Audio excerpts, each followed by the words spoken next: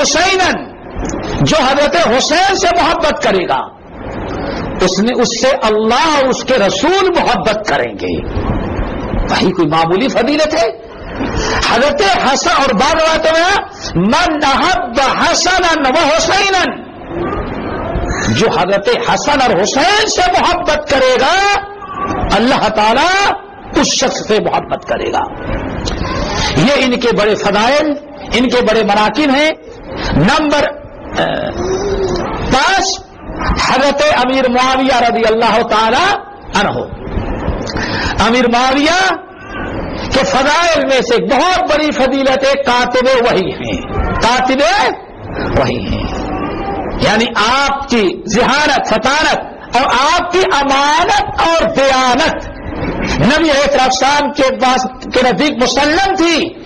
اسی لیے آپ نے کاتب وحی، یعنی اللہ تعالیٰ جب جبرائیل امین کو قرآن کی کچھ آیات لے کر کے بھیجتا تو نبی علیہ السلام حضرت معاویہ کو بلاتے اور فرماتے کہ اے معاویہ اس کو، ان آیات کو فلاں صورت میں فلاں فلاں آیات کے بعد نوٹ کر دو.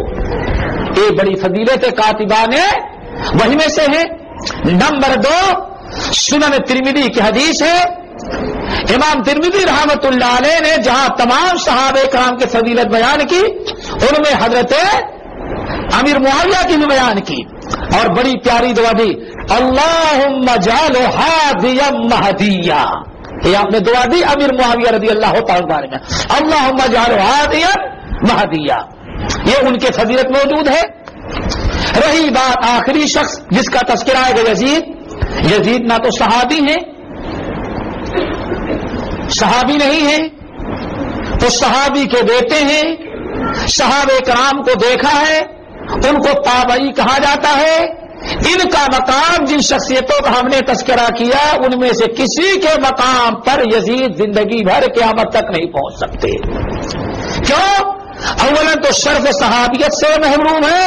نمبر 2 دین میں، تقوی میں، ایمان میں، پرہیزگاری میں ان کے مقام کو یہ نہیں پہنچے، بلکہ کہا جائے گا یہ ایک بادشاہ، ایک امیر، ایک خلیفہ جن کے اندر جیسے دنیا میں عام بہت سارے بادشاہ گزرے ان بادشاہوں کی طرح ان کو ایک بادشاہ، ایک امیر سمجھا جائے گا. نہ تو یہ بہت بڑے ولی اہل سنت کے نزدیک سمجھے جاتے ہیں اور نہ کافر اور مرتد اور غیر مسلم سمجھے جاتے ہیں. اہل سنت والجماعت کا عقیدہ یزید کے بارے میں ہے وہ یہ اعتدال کا، نہ تو لعنت بھیجنے کے مستحق ہیں، نہ ان کو کافر کہا جا سکتا ہے، نہ ان کو مرتد اور مشرک اور غیر مسلم قرار دیا جائے گا. ان کو ایک مسلمان صحابی کا بیٹا، بڑے مسلم، بہت سارے لمبی چوڑی حکومت اور بادشاہت کرنے والے سمجھا جائے گا. اس سے زیادہ ان کی کوئی فضیلت ہم بیان نہیں کر سکتے. ہاں، نہ وہ لعنت کے مستحق ہیں، نہ ان کو برا گالیاں بھی دینا جائز ہے، اور نہ تو ان کے اوپر سب و شتم لعن طعن کرنا جائز ہے، اور نہ تو ان کو خلفائے راشدین کا مقام و مرتبہ بھی دینا جائز نہیں. اب نبی علیہ السلام ایک حدیث بتاتے ہیں بڑے اختصار کے ساتھ تاکہ کربلا کی حقیقت ہمارے اور آپ کے سامنے آ جائے. کیوں؟ آج ہمارے ہاں مسلمان کہتے ہیں اسلام زندہ ہوتا ہے ہر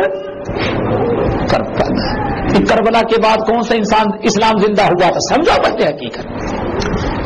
آئے اب سب سے پہلے ایک حدیث بتاتے ہیں تاکہ بات واضح ہو جائے. امام بخاری، امام مسلم رحمہم اللہ روایت کرتے ہیں کہ ایک دن، یہ بڑی اہم حدیث ہے، اس کو سمجھیں اور اس کے بعد بہت آسان ہو جائے گا ہمارے لیے سمجھنا جو نبی علیہ السلام کے بعد امت میں فتنے فساد پھیلے. عمر فاروق رضی اللہ تعالیٰ عنہ نے حضرت حذیفہ ابن الیمان کو بلایا، فرمایا حذیفہ تم نبی علیہ السلام سے فتنے کے متعلق بہت ساری حدیثیں سنتے تھے، ذرا بتاؤ کچھ فتنے کے بارے میں. تو حضرت حذیفہ ابن الیمان رضی اللہ تعالیٰ عنہ نے کہا کہ اے عمر، بہت سارے لوگ بیٹھے ہوئے تھے، اے عمر نبی علیہ السلام نے ارشاد فرمایا فطر الرجل فی اہلہ و مالہ، آدمی کا فتنہ، فتنے سے مراد گناہ، آزمائش، فتنے فساد، انسان سے جو گھریلو زندگی میں ماں کے ساتھ، باپ کے ساتھ، بیوی بچوں کے ساتھ ہو جاتا ہے، اللہ تعالیٰ روزے نماز سے ان کوتاہیوں کو معاف کر دیتے ہیں۔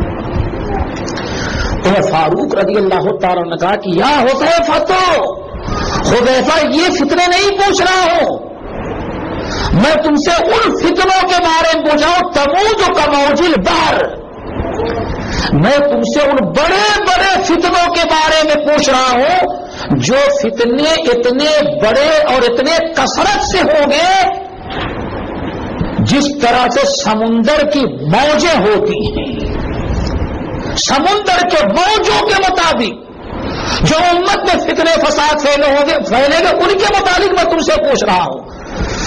اس موقع پر حذیفہ ابن یمان رضی اللہ تعالیٰ عنہ نے ایک حدیث بیان کی اور کہا کہ بات اصل یہ ہے امیر المومنین، ان فتنوں کے بارے میں جو آپ پوچھ رہے ہیں تو اس کی حقیقت یہ ہے کہ نبی علیہ السلام نے ارشاد فرمایا اللہ تعالیٰ نے ایک دروازہ فتنوں کے آنے اور فتنے فساد سے کو روکنے کے لیے ایک دروازہ اللہ تعالیٰ نے لگا دیا ہے۔